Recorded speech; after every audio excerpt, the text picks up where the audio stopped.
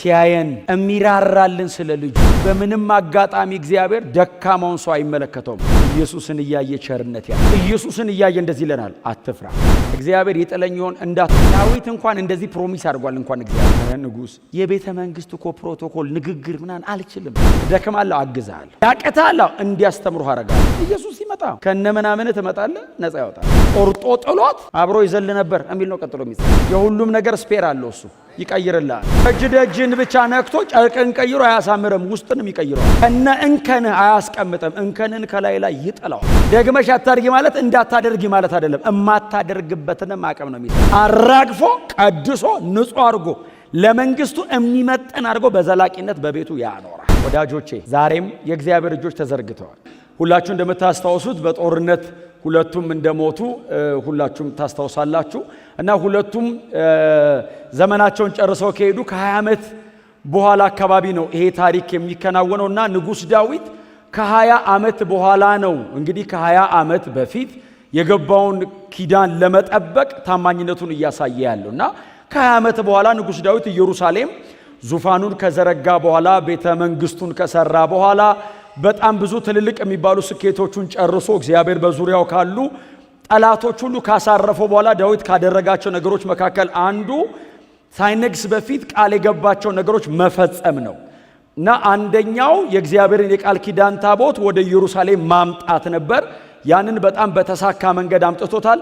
ሌላው ደግሞ እንደዚህ ያለውን ሰው ደግሞ ማሰብ ነበርና የምታስተውሱ ከሆነ የዚህ ሜምፊቦስቴ የሚባለው ልጅ አባት ዮናታን ከዳዊት ጋር ንጉሱ ዳዊት ገና ሳይነግስ ያለ የዮናታን አባት ሳኦል ዳዊትን በሚያሳድድበት ጊዜ ሳኦልና ዳዊትና ዮናታን ተገናኝተው የተገባቡት ቃል ኪዳን አለ። አንደኛ ሳሙኤል ምዕራፍ 20 ምናልባት ቁጥሩን ካልተሳሳትኩኝ ቁጥር 14 እና 15 አካባቢ ላይ እና የምታስተውሱ ከሆነ ንጉሱ ዳዊት እንደሚነግስ እርግጠኛ ሆነ ዮናታን።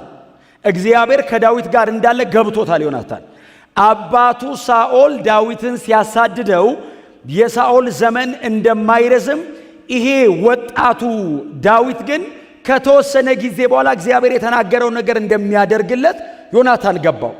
እና ዮናታን ምንድነው የሚለው? ከነገስክ በኋላ አምላክ እግዚአብሔር መንግስትን ካጸና በኋላ እባክ እኔ እንኳን በህይወት ባልኖር ከቤተሰቤ መካከል ቸርነት እንዳይጓደልብን እባክ አንተ ነገ ትነግሳለህ፣ እግዚአብሔር ቀብቶሃል፣ የእግዚአብሔር ዓላማና አጀንዳ ባንተ ላይ እንዳለ ገብቶኛል። አባቴ ሳኦል ከሞተ በኋላ ንግስናውን የምትይዘው አንተ መሆን ጥርጥር የለውም። ሳኦል ገና ንጉስ ነው። ሳኦል በጣም በጦርነት ኃይለኛ ነው። ሳኦል ዳዊትን እያሳደደ ነው። ዳዊት ምናልባት ሽፍታ ነው፣ ሳኦል ደግሞ ንጉስ ነው። ምናልባት በአንደኛ ሳሙኤል ኮንቴክስት ቀብቷል። አባቴ ንጉስ ሆኖ እያሳደደ ነው። አንተ ነገ ትነግሳለህ፣ ጥርጥር የለውም፣ ገብቶኛል እግዚአብሔር ካንተ ጋር እንዳለ። ደግሞ ሳኦል ይቀመጥ እንጂ እስራኤልን የምታወጣና የምታገባ አንተ ነህ። የእስራኤል ልብ በሙሉ ካንተ ጋር ነው ያለው። ከባድ አይደለም? የምታስተውሱ ከሆነ አንደኛ ዜናም ላይ የእስራኤል ሽማግሌዎች እኮ ልክ ሳኦል ከሞተ በኋላ ዳዊትን ሊያነግሱት መጡ ይላል። እና ሁለቴን የተቀባው ዳዊት፣ ይሄንን ደጋግሜ ተናገረ። ሁለቴን የተቀባው፣ አንዴ በሳሙኤል አማካኝነት ተቀባ፣ ሁለተኛ በእስራኤል ሽማግሌዎች እንደገና ተቀባ። የእስራኤል ሽማግሌዎች የተለየ ሁለተኛ ነገር አይደለም ያደረጉት። እግዚአብሔር በነብዩ በሳሙኤል እንደተናገረ ንጉሱን ዳዊትን በእስራኤል ላይ እንዲነግስ ሁለተኛ ጊዜ ቀቡት ይልና እንደዚህ ያሉት፣ አንተ የአጥንታችን ፍላጭ ነህ፣ የስጋችን ቁራጭ ነህ። ሳኦል ንጉስ ሆኖ በነበረበት ጊዜ እንኳ እስራኤልን የምታወጣና የምታገባ እኮ አንተ ነህ አሉት። ሳኦል ራሱ ንጉስ ሆኖ እያለ አንተ ጋር ነው ልቡ ያለው። ስለዚህ አንዱ መገለጫው ዮናታን ለዳዊት የነገረው ነው። የንጉሱ ልጅ ነው፣ ቤቱን ያውቀዋል። እና እንደዚህ አለው፣ እግዚአብሔር ካንተ ጋር ነው ትነግሳለህ አለው። አውቄዋለሁ፣ አባቱ ሳኦል ነው ንጉስ። እግዚአብሔር ካንተ ጋር ነው ያለው፣ ትነግሳለህ። ስትነግስ ግን ከቤተሰቤ ቸርነት እንዳታጓድልብኝ። ምናልባት ከአባቴ ጋር ሆኜ ጦርነቱ ስገባ ልሞት ይችላለሁ። ያኔ የልጅ ልጆች አሉ፣ ለምሳሌ የኔ በኩር ልጅ አንዱ ሜምፊቦስቴ ነው እና እባክህ ወንበር ላይ ስትቀመጥ ንጉሥ በሆንክ ጊዜ ቸርነትን አርግልኝ። ኪዳን እናርግ አለው ዳዊት።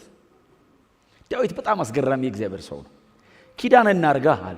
ችግር የለውም ቸርነት አረጋለሁ አይደለም ያለው፣ ኪዳን እናርግ። ኪዳን ሲያረጉ ልብስ ይቀያየራሉ።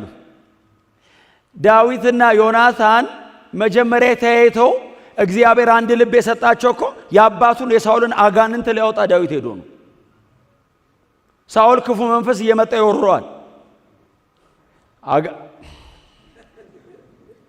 ሰይጣን ብሉይ ኪዳን ላይ የተጫወተው ሳኦል ላይ ዮዘ ኪንግ እኮ ንጉሥ እኮ ነው። በእስራኤል ላይ ንጉሥ እኮ ነው። በእግዚአብሔር ርስት ላይ አለቃ ነው። አጋንንት ይመጣል።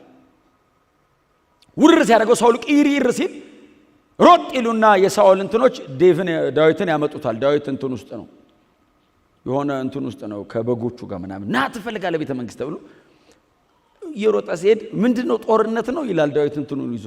አይ ጦርነት አይደለም አጋንንት ነው። አጋንንት ነው ሲሉት አጋንንት በወንጭፍ አይወድቅም። ጎልያድ ነው በወንጭፍ የሚወድቀው፣ አጋንንት በዝማሬ ነው። ከዛ በገናውን በደረደረ ጊዜ ክፉ መንፈስ ከሳኦል ይርቅ ነበር የሚል ቃል አለ። ከዛ አጋንንቱ ከሄደለት በኋላ ሳኦል እንደገና ክፉ ይሆናል እና ልክ መንፈሱ ሲርቅ ዳዊትን አይፈልገው እና ያኔን የተያዩት ያኔ ነው።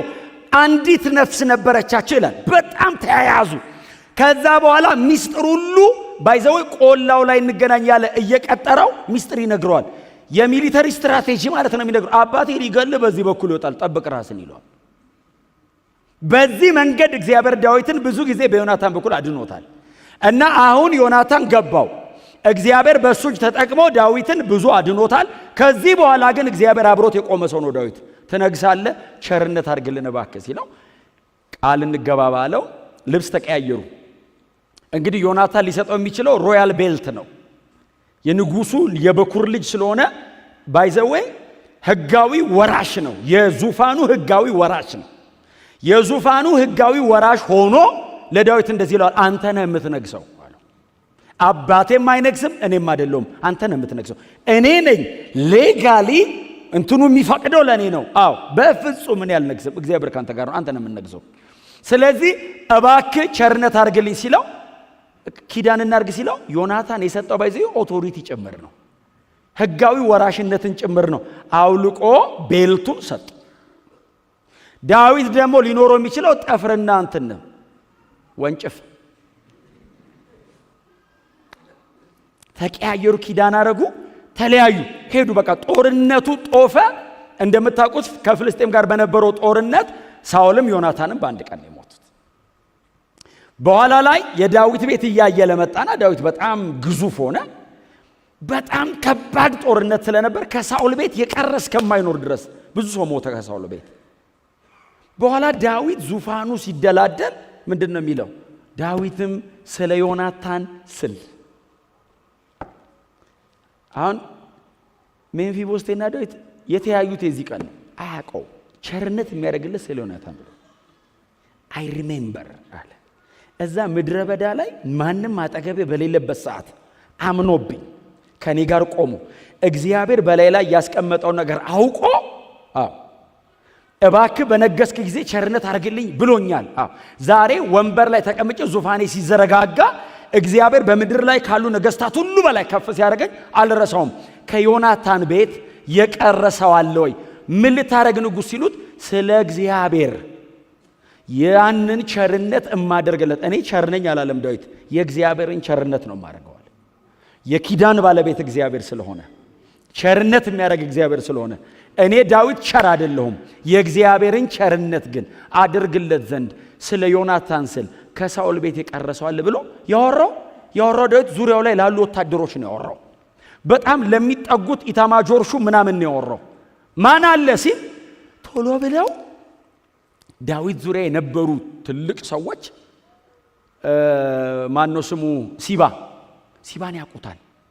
ከሳኦል ሰራዊት መካከል የተረፈ ሰው ነው እና ሮጠው ሄዶ ለሲባ እንደዚህ ያሉት፣ ንጉሱ እንደዚህ ብሏል፣ ከሳኦል ቤት ስለ ዮናታን ስል ቸርነት ማድረግለት የተረፈ ሰው አንድ አለ ወይ እያለ ነው። ንገረው ለንጉስ ብለው መጽሐፍ እንደዚህ ይላል ለሲባ ነገሩት ሲባንም ይዘውት ወደ ቤተ መንግስት ሄዱ ሲባን እየጎተቱ ይዘው ንጉሱ ፊት አቆሙት ሲባ ቆመ አዩ ንጉስ ዳዊት ያስፈራል በሙሉ አይነ አታየው ዝም ብሎ ንጉስ ብቻ አይደለም እግዚአብሔር ቀብቶ ያነገሰው ሰው ነው ቀጥሎ ጦረኛ ነው ምንም ነገር በፊቱ አይቆምም እና በእኩል አይነ አታየው ሲባ የሳኦል የቅርብ ሰው ነው ዳዊት ፊት ግን መቆም አይችልም አንገቱን ዝቅ አድርጎ ሲጠጋው ንጉስ እንደዚህ አለው ሲባ የምትባለው አንተ ነህ አለው አዎ እኔ ነኝ አይደለም ያለው አዎ አገልጋይህ ነኝ አለው ባሪያህ ነኝ ዳዊት ቀጥሎ ምን እንደሚያደርግ አታውቅም ስለዚህ ቢሃምብል ዮርሰልፍ ነው አዎ ባሪያህ መጽሐፍ ቅዱስ ላይ ያሉ ሰዎች እኮ እኔ ቀባቱ ይሁን ካራክተራቸው ይሁን አንዳንዴ ኤልያስ አሁን በሰላም አይደል ውረድ ያሉት እኔ በእውነት እኮ ንጉስ ይፈልጋል ውረድ ምን ችግር አለ አሁን ከቤተ መንግስት የሆነ ሰው መጥቶ እናንተን ትፈልጋለህ ቤተ መንግስት ቢልህ በስነ ስርዓት አልጠራኸኝምና ብለህ እሳት ወርዶ ይብላ ይባላል አይደል ፕሮፐርሊ አፕሮች አላረከኝም እኮ ነው አልወርድም እሳት ወርዶ ይብላ ሲል ጥርግ ሁለተኛው ሲል ጥርግ ሶስተኛው ሰው ያን ብሎ ነው ጌታዬ ሆይ ፈቃዶት ከሆነ እንደሱ አይደለ በቃ ፈቃደኛ ከሆን ካሉ ምክንያቱም አይ ቲንክ ሰውየው ዞር ሲል እዛ አካባቢ እሳት ያቃጠለው ሳር ምናምን አይቷል 102 ሰው በአገር ሰላም የትም አይሄድማ አሁን ዳዊትም ገባ በጣም የጦር ሰው ነው ውደቅበት ሊል ይችላል ብዙ ጊዜ አንደኛ ሳሙኤል ሁለተኛ ሳሙኤል ካያችሁ አለው የሆነ የማይሆን ነገር ሲሉ በቃ ውደቅበት ዞር አድርገው ወደቁበት ውደቅበት ታውቃለች አይደል ውደቅበት አይደለም በጣም ጦረኞች ናቸው እግዚአብሔር ግን በእነሱ ውስጥ አልፎ በጣም እስራኤልን ከብዙ ነገር ታድጎ በሙሴ በኩል የተናገረውን የተስፋ ቃል ፉልፊል ያደረገው በዳዊት ዘመን ነው ቀኝ እጁን በወንዝ ላይ ግራ እጁን በባህር ላይ ያስቀምጣል የተባለው እኮ ዳዊት ነው የእስራኤል ግዛቷ ከኤፍራጥስ ጀምሮ እስከ ሜዲትራኒያን ነው ዳዊት ነው ባይዞ የያዛት ማንም ንጉስ ይሄንን እንተና አቺቭ አላረገም ዳዊት ግን ግራ እጁን ኤፍራጥስ ላይ ያደረገ ቀኝ እጁን ሜዲትራኒያን ላይ ያደረገ በጣም ግዙፍ ነበር ግዛቱ እና ሰውየው በጣም ኃይለኛ ነው እና ሲባ በእኩል አይኑ አያየው አገልጋይ እኔ ነኝ ሲለው አንተ አገልጋይ ነህ አለው አዎ ከሳኦል ቤት አለው እሺ ስለ ዮናታን ስል ቸርነት ማደርግለት የቀረሰው አለ አለው አንድ ሰው አለ አለው በጣም ከባድ የሆነ ጦርነት ስለተከናወነ የተረፈ ላይኖር ይችላል ነው አንድ የቀራለ ሲለው ሲባ እንደዚህ አለው አዎ ጌታዬ የዮናታን የበኩር ልጅ የነበረው እግሮቹ መሄድ የማይችለው ሜምፊቦስቴ የተባለ አንድ የቀረሰው አለ ዳዊት እንደዚህ አለ አምጣው ቸርነት ላርግለት አያቀው ዛሬ ነው ያየው ለምን እንዳትለው ስለ ዮናታን ስል ሜምፊቦስቴ በጣም ጥሩ ጸባይ ነበረው የሚል ጥቅስ ነው ያላየው እንዴት ያለ ሰው ነው የሚል ጥቅስ ነው ያላየው ምንም ሊሆን ይችላል ቸርነት እየተደረገ ያለው ስለ ዮናታን መሃል ላይ የገባለት ሰው ይያለ ያንን ሰው ብሎ የተገባ ኪዳን አለ ያንን ኪዳን ማስታወስ አለብኝ የዮናታን አይነት ጄኒውን ሰው የለም ስለ መልካምነቱ እኔና እሱ በእግዚአብሔር ፊት ኪዳን ገብተናል ይሄንን ኪዳን አስታውሼ ነው 20 ዓመት አልፏል ይሄም ልጅ በ5 ዓመቱ ነው ወድቆ ባይዘው እግሩ መሄድ የማይችለው በ5 ዓመቱ ነው ሁለተኛ ሳሙኤል ምዕራፍ 4 ቁጥር 4 አንብቡ እናንተ የ5 ዓመት ሕፃን እያለ አባቱ ሳኦልና አባቱ ዮናታንና አያቱ ሳኦል ሲሞቱ ከሞቱ በኋላ የዳዊት ሰራዊት እየመጣ መሆኑ ሲሰማ ሞግዚቱ ናት አዝላው ስትሮጥ ወንዝ ስትሻገር ሾልኮ ወደቀ ልጁ ከወደቀ በኋላ መራመድ አይችልም እነዚህን ሁሉ ዓመታት ተቀምጧል መራመድ አይችልም የት ነው ያለው አለው በሎዶባር በማኪር ቤት ነው ያለው አለው ማኪር በጣም ጥሩ ሰው ነው ባይዘው ማኪርን በኋላ ላይ ሄዳችሁ ዛ ምዕራፍ 17 ላይ ታገኙታላችሁ ዳዊትና አቤሴሎም ሲጣሉ ለዳዊት ትልቅ ቸርነት ያደረገለት ባይዘው አንዱ ማኪር ሎዶባር ያለው ማኪር ነው በኋላም ላይ ተጠቀሰው ሰውየው ስሙ ሲባም ባይዘው በጣም ጥሩ ሰው ነው ከደጋግኖ በኋላም ላይ ይቀጥላሉ ሰዎቹ ማኪር ቤት ነው ያለው ሎዶባር ኢቭን የሚኖርበት የራሱ ቤት የለውም የንጉስ ልጅ ነው አምጣዋለው መጣ እኔ አንዳንድ የመጽሐፍ ቅዱስ ክፍል መቼስ መሳል ይከብዳል አስባችኋል መሄድ አይችልም ይዘውት መጡ የንጉስ የልጅ ልጅ ነው እና የበኩር ልጅ ነው እና ሜምፊቦስቴን ያየ ዳዊት ዮናታን ይታያል ውስጥ ሜምፊቦስቴ አለው መጽሐፍ እንደሱ ነው የሚለው ጣራው ይላል ሜምፊቦስቴ አለው ዮናታን ነው አይን ውስጥ ያለው ዳዊት ዮናታንና ዳዊት እንደ አንዲት ነፍስ ያክል ነበር የሚዋደዱት ይላል አስባችኋል የዳዊት ስሜት ሜምፊቦስቴን ሲያየው ድብልቅልቅ ነው የሚልበት ከዮናታን ጋር የሄዱት እነዛ ማንንም ከዳዊት ጋር ሳይኖር ከቤተ መንግስት አጠገብ የነበረ ልጅ ኪንግ አጠገቡ ኖሮ አንተ ነህ የምትነግሰው እያለ የተደረገለትን ያን ሁሉ ቸርነት ዳዊት ያስበዋል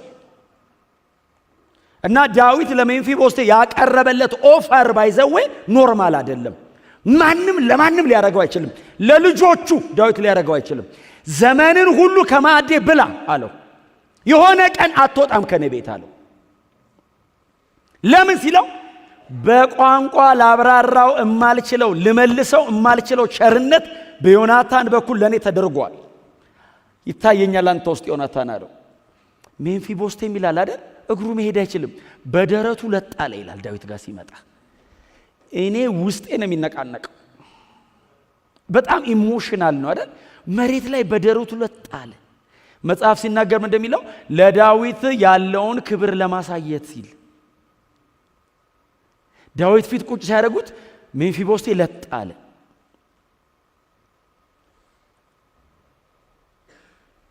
ልጄ ሆይ አለው ዳዊት ልጄ ሆይ አለው አቤት አትፍራ ስለ ዮናታን ስል ቸርነት አደርግልሃለሁ የአባትን የሳኦልን ምድር በሙሉ ላንተ ሰጣለሁ በዘመናቸው ሁሉ እያረሱ ባንተ ዙሪያ ላይ ያለውን እንዲያከማቹ ሲባንና ቤተሰቦቹን አገልጋዮቹን በሙሉ አዝዣለሁ ዛሬ ሲለው ሜምፊቦስቴ እንደዚህ ያለው ከለጥ ካለበት አይነሳም እንደ ሞተ ውሻ ለምቆጠር ለኔ ባንተ ቤተ መንግስት ተጠርቼ መታየት በስሜ አንተ እኔን መጥራት ንጉስ ዳዊት ሜምፊቦስቴ ብሎ መጥራት ይሄ ሳያንሰኝ እንደገና የአባትን የሳኦልን ድርሻ በሙሉ እንካ እንደገና ይሄ ደግሞ እኔ አይገባኝም አለ ይሄም ሳያንሰኝ እስክትሞት ድረስ ገበታዬ ላይ ከልጆቼ መካከል እንዳንዱ ሆነ ሁሉ ጊዜ ቁጭ ብለህ ብላ እኔ እኮ እንደሞተ ውሻ የምቆጠር ሰው ነኝ ማኪር ቤት ስቀመጥ እኮ ምናልባት ሲባ አንዳንዴ ነው የሚመጣው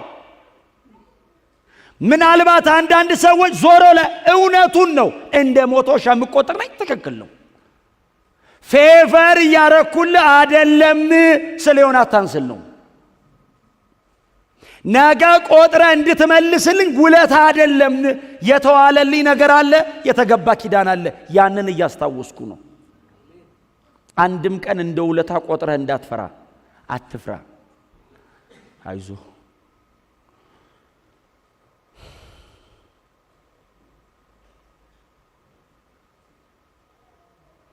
ክብር ለኢየሱስ ይሁን ቆናቸው ቸርነት ተደርጎልን ነው እዚህ ያለው በሉት እስቲ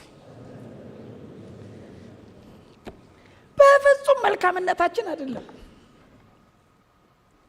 ዘዳግም 9 ላይ ነው እግዚአብሔር መጥቶ ለእስራኤል የተናገራት ትገባለህ አለውና ስለ መልካምነት ግን አይደለም አላቸው ስለ ደግነትና በጽድቅ ግን ስለኖርክ አይደለም አለ ታዲያ ሲሉት ለአብርሃም ለይስሐቅና ለያዕቆብ የገባውትን ያንን ኪዳን አስታውሼ አለ እግዚአብሔር እስራኤል ምን አይነት ነው ባህሪው አንዳንዴ አንገተ ደንዳና ነው አንዳንዴ አስቸጋሪ ነው አንዳንዴ ደስ ካለው ያመልካል አንዳንዴ እምቢ ይላል በጣም አስቸጋሪ ነው እግዚአብሔር መጣና እንዲህ አለ የተናገርኩን ምድር ትገባለህ ቅጥራቸው ሰማይ ጠቀስ ነው ሰዎቹ የማይሞከሩ ናቸው እሰጥሃለሁ ድል አድርገህ ትወርሳለህ እግዚአብሔር ሆይ እንዴት ስለ ጽድቅ አይደለም ጽድቄ ነው እንዳትል ስለ ቅድስና አይደለም፣ እንደ እሱን አይደለም። እኔ ያየሁት አንተን አይደለም። ለአብርሃም ለይስሐቅ ለያዕቆብ ኪዳን አለኝ። ያንን ኪዳን አስታውሳለሁ፣ አረሳም ኪዳኔን።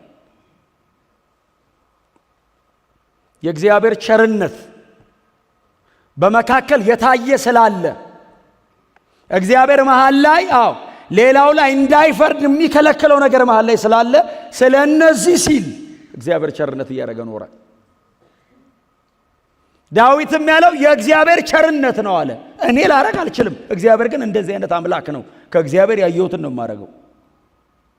እግዚአብሔር ስለ አብርሃም ስለ ይስሐቅ ስለ ያዕቆብ ሲል ያደርጋል። እኔ ስለ ዮናታን ስል። ክብር ለአምላካችን ለእግዚአብሔር ይሁን። አንድ በጣም አስገራሚ ቃል አለ ሉቃስ 22 ላይ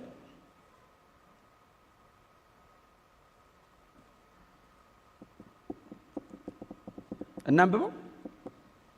ሉቃስ 22 ላይ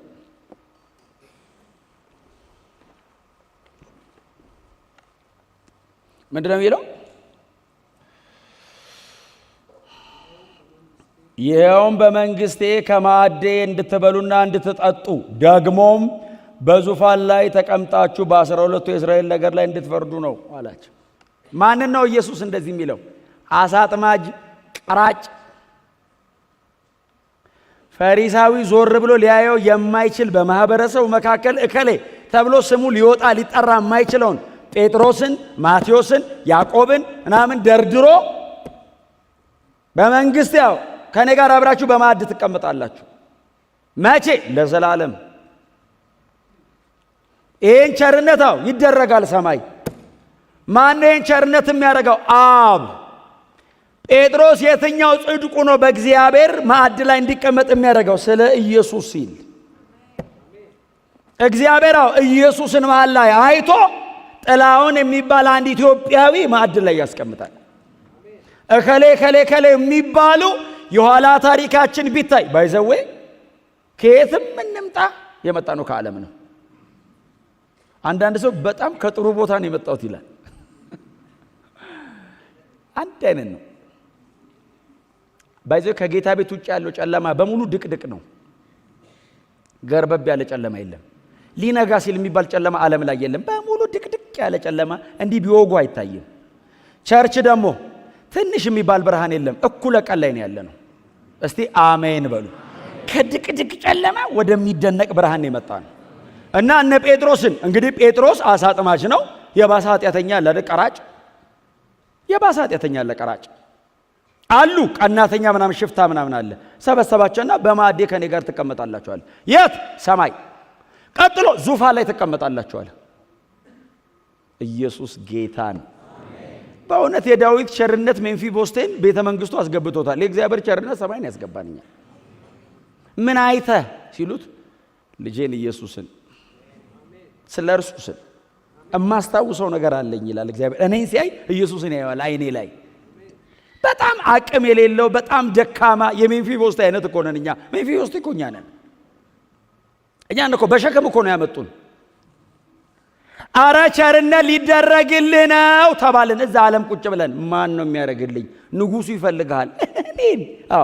አረ ተሳስተ ነው ሌላ ሰው ነው አይደለም አንተን የተጠራው የቀረ ተብለህ።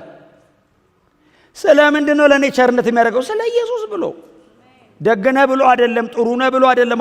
መሃል ላይ ኢየሱስ አለ። ስለ ኢየሱስ ብሎ እግዚአብሔር ቸርነት ሊያደርግልህ ነው ና ተብለሃል ሲሉን መተን ነው ገብተን የቀረን። ዛሬም ተጠርታችሁ የመጣችሁ ካላችሁ ማዕዱ ዙሪያ ላይ እንድትሆኑ በእውነት እዚሁ ነው የምናስቀረው። በጣም ነው የሚደንቀኝ ንጉሱ። ከልጆቼ እንደ አንዱ ትሆናለህ። እስከ መቼ ነው ንጉስ እንዳይል ሁል ጊዜ ከኔ ጋር አለው። ልጆቼ አጠገብ ተቀመጣል እንጂ ከልጆቼ ጋር አይደለም ያለው፣ ከኔ ጋር። ግንኙነቱ የኔና ያንተ ነው አለው። ከኔ ጋር ነው ማዕዴ ላይ የምትቀመጠው። መኖሪያ ሎዶባር አይሆንም ከዚህ በኋላ። ኢየሩሳሌም ቤተ መንግስት ከኔ ጋር ነው አለው።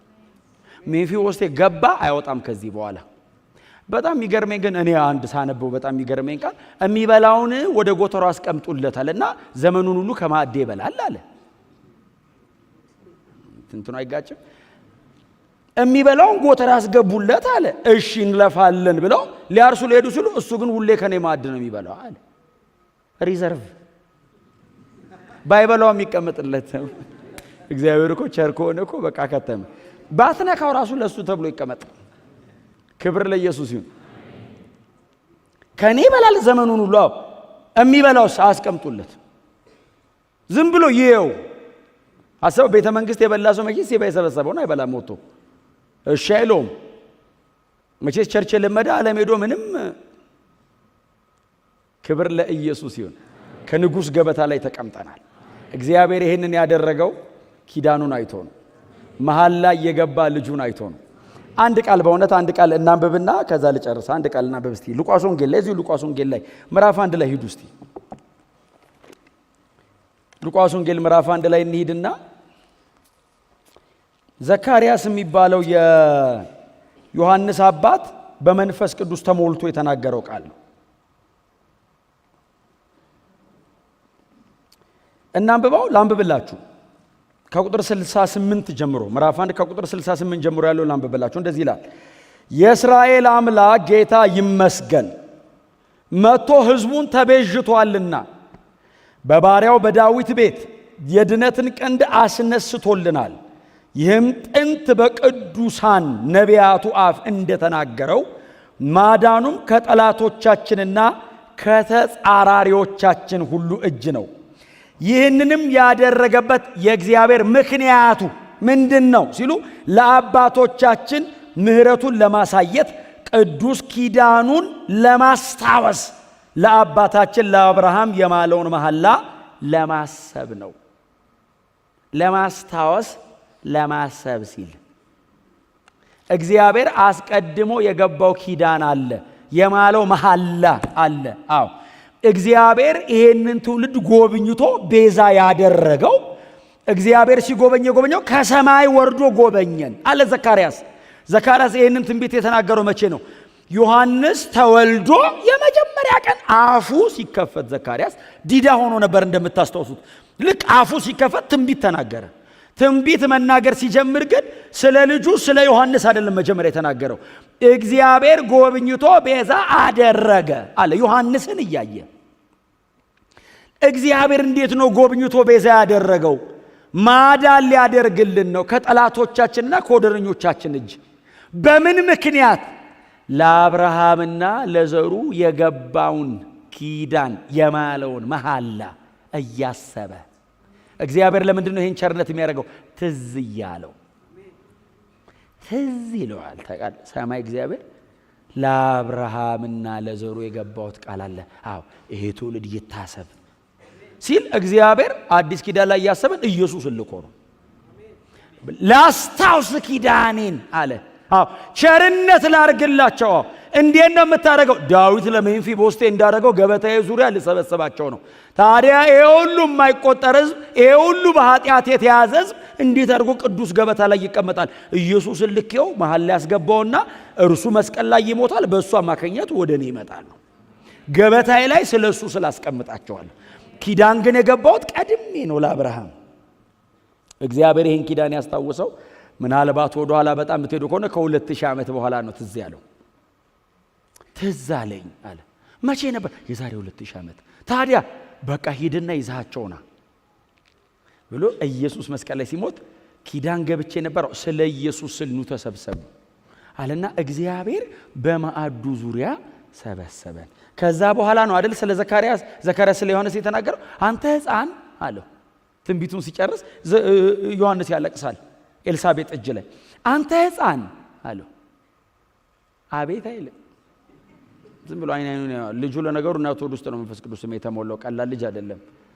አባቱ እንደዚህ አይኑን ያያል። ሰውየውም ደግሞ 9 ወር ሙሉ አልተናገረም። አለመናገር ምን ያህል ከባድ እንደሆነ ማይሆን የዘካርያስ የተከፈተለት ቀን ይሁት ያወራው ነገር ብዛት። እኛ እኮ ስለምን ተነፍስ ነው ባይዘው እና አንተ ሕፃን አለው። ሲያየው የልዑል ነብይ ትባላለህ አለውና ጌታ በቀባው በእርሱ ፊት ትሄዳለህ፣ መንገድ ታጸዳለታለህ። ልክ አንተ እንድሄድክ እሱ ይመጣል አለው። ገና እኮ ኢየሱስ እኮ ማርያም ገና አልመጣችም። ዘካርያስና ማርያም ገና አልተገናኙም። የማርያም መጸነስ ገና ዘካርያስ ጋር በመረጃ ደረጃ ምናልባት ካለ እየተናገረ ያለው ግን እግዚአብሔር ሊያደርግ ያለው ነው። እግዚአብሔር ጎብኝቶ ቤዛ አረገ። የተወለደው ዮሐንስ ነው፣ ነብይ ነህ ነው። ጎብኝቶ ቤዛ ያደረገው ካንተ በኋላ የሚመጣው ነው። አዳኝ መጣልን። እግዚአብሔር ትዝ ያለው አለ ሲተነብይ ዘካርያስ ትንቢት ሲናገር እግዚአብሔር አስታወሰ። ስለ ኢየሱስ ሲል እግዚአብሔር ለዘላለም ቸርነት አድርጎልናል። የእግዚአብሔር ቸርነት ከዚህ በኋላ ይኖር ይሆን ተብሎ አይፈራም። እንዳትፈራ አይፈራም። ስለ ኢየሱስ ሲል ነው እግዚአብሔር ቸርነት ያደረገው። ስለማንም በጎነት ሲል አይደለም ያደረገው። ማናችንም ስንዘምራውን በጣም ስንዘምራውን አንዳንዴ ክብራችንን ጥለን የምንዘምራውን እንደኔ ማን ነው የኔስ ልዩ ነው። እውነት እኮ ነው። አሁን እንደኔ ማን ነው የሚያስብለን እኮ መቼስ መሬት ላይ የሆነልን ነገር አይደለም አይደል? ዘላለማችንን ስናስብ በጣም ብዙ ይገባዋል ብላችሁ የምታስቡት ሰው እያለ እግዚአብሔር ቀድሞ ለእናንተ ቸርነት ሲያደርግ እኔ እኮ አይገባኝም። ትክክል ነው። የማይገባንን ነው እግዚአብሔር ያጸደቀን። የማይገባንን ነው እግዚአብሔር ያከበረን። ማን አለ መሃል ላይ? ኢየሱስ። ስለ ኢየሱስ ሲል እግዚአብሔር ለዘላለም አድኖናል። አልፈራም። ማዕዱ ዙሪያ የምቀመጠው እንደ ልጆቼ አለው።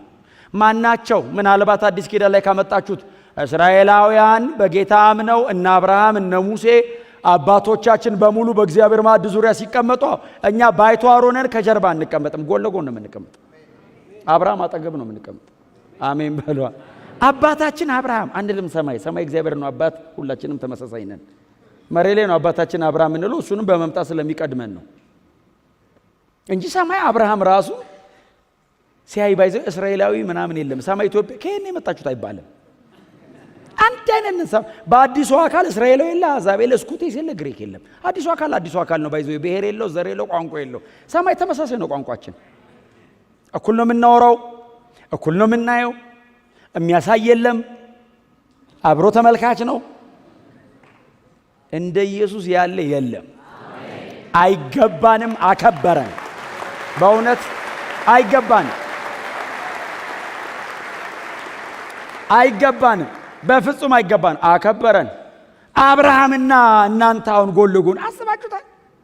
ጳውሎስና እኛውን ጎን ለጎን አይገባን። አከበረን። ሰማይ እንደዛ ነው። በእውነት መበላለጥ እንዳለ በጣም ብዙ የሚነግሩ ሰዎች አሉ። የለም፣ ሰማይ የለም። በክርስቶስ ደም በእግዚአብሔር ማዕድ ላይ እኩል እንቀርባለን። መሃላችን አብ አለ። ሲያየን የሚራራልን ስለ ልጁ ነው። በእውነት በምንም አጋጣሚ እግዚአብሔር ደካማውን ሰው አይመለከተውም። ኢየሱስን እያየ ቸርነት ያደርጋል። ኢየሱስን እያየ ይመግበናል። ኢየሱስን እያየ እንደዚህ ይለናል፣ አትፍራ። ምክንያቱም እንሸማቀቃለና የሆነ ቀን ያስወጣኛል። አትፍራ፣ መቼም አትወጣ። ዘመኑን ሁሉ ማዕዴ ዙሪያ ትበላለህ። እንዳትፈራ። ክብር ለኢየሱስ ይሁን። እንዳትፈራ። እግዚአብሔር ይጥለኝ ይሆን እንዳትሉ። ዳዊት እንኳን እንደዚህ ፕሮሚስ አድርጓል። እንኳን እግዚአብሔር ዳዊት እንኳን እድሜን ሁሉ ጸባይ ሊቀያየር ይችላል። ሜምፊቦስቴን እኮ አያውቀውም ሰውየው። ሜምፊቦስቴ ባህሪው እኮ ጥሩ ላይሆን ይችላል። ምንም ብትሆን ከማዕዴ ትበላለህ።